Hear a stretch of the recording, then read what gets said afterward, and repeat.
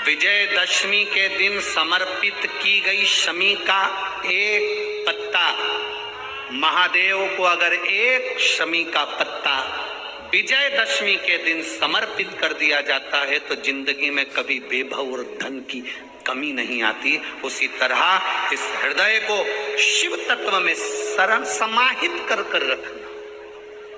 शमी का पत्र है, एक पत्ते में 14 करोड़ सोने की मुद्रा का फल होता है। 14 करोड़ सोने की मुद्रा का फल एक शमी के पत्ते में होता है।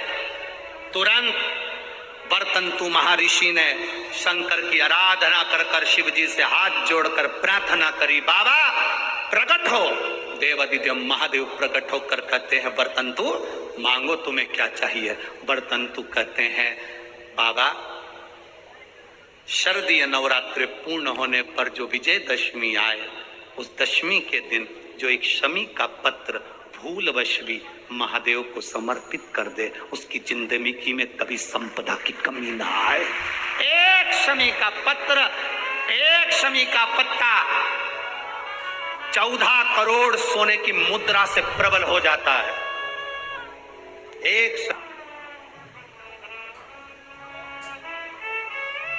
एक शमी पत्र में वो फल है। और केवल यही नहीं, शमी के वृक्ष के नीचे, बेलपत्री के वृक्ष के नीचे अगर भूल से भी बच्चा, बूढ़ा, कोई व्यक्ति एक पार्थिव शिवलिंग का निर्माण कर लेता है, भूलवश भी उस पे जल समर्पित कर देता है, भूलवश भी उसके भाव से पुष्प या शमी पत्र या बेलपत्र भी चढ़ा देता है, तो वो इस संसार में कहीं ना कहीं सुख भोगता ही है, उसके जीवन में दुख नहीं।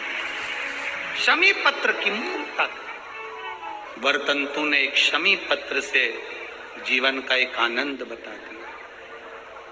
आप भी प्रयास करो, विजयदशमी के दिन एक शमी पत्र बाबा देवादिदेव महादेव को समर्पित करें। भगवान शंकर को शमी पत्र, बेलपत्र सुख देने वाला। एक बात बहुत अच्छे से अपने अंदर उतार कर रखिएगा,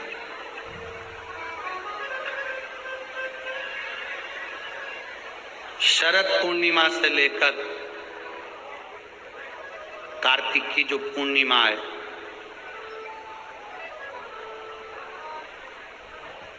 उस बीच में कार्तिक महीने की जब शिवरात्रि आए या प्रदोष व्रत आए, थोड़ा ध्यान देना।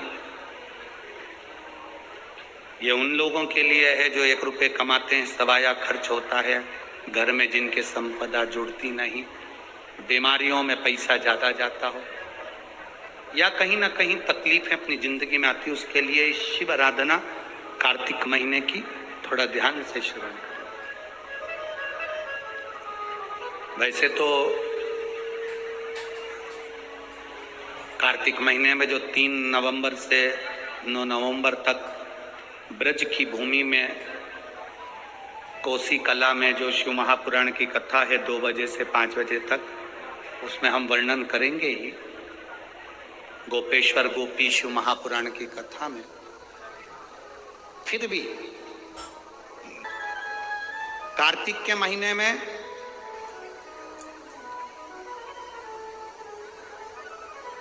पूर्णिमा से पूर्णिमा के बीच में जो सोमवार पड़े, प्रदोष पड़े, शिवरात्रि पड़े, प्रयास करना। अगर बहुत कष्ट की जिंदगी चल रही हो तो शिवरात्रि, प्रदोष और जितने सोमवार पड़ रहे हो कार्तिक में 4-5 जो सोमवार पड़े, उसमें एक बेलपत्र अशोक सुंदरी वाली जगह पर और शमी पत्र देवादिदेव महादेव के ऊपर, ये 2 जगह पर अवश्य चढ़ा। 1 महीने में जितने सोमवार पड़ जाएं और प्रदोष पड़े और मासिक शिवरात्रि पड़े उसमें अवश्य चढ़ाए। बेलपत्र कहाँ चढ़ाना है? जम के बोलो जरा। अशोक सुंदरी की जगह। और शमी पत्र कहाँ चढ़ाना है? देव अधिदेव महादेव के ऊपर। एक बार चढ़ाकर देखो, आपके जीवन का जो आनंद है, जो अपने हृदय की कामनाएं हैं, अपने हृदय के भाव हैं, कार्तिक का जो महीना है भगवान षडानंद कार्तिकेय जी के लिए मूल है। इस षडानंद कार्तिकेय जी ने जब तारकासुर का संहार किया था, तारकासुर को जब मार दिया था, तो 33 कोटि देवताओं ने षडानंद कार्तिकेय जी को वर प्रदान किया।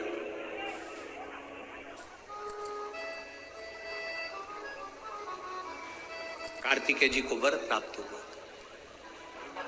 तो लक्ष्मी जी ने और भगवान नारायण ने षडानंद कार्तिकेय जी से कहा, हे स्कंददेव, हे कार्तिकेय, कार्तिक के महीने में जो दीप दान करता है उसके घर में कभी संपदा की कमी नहीं आती है।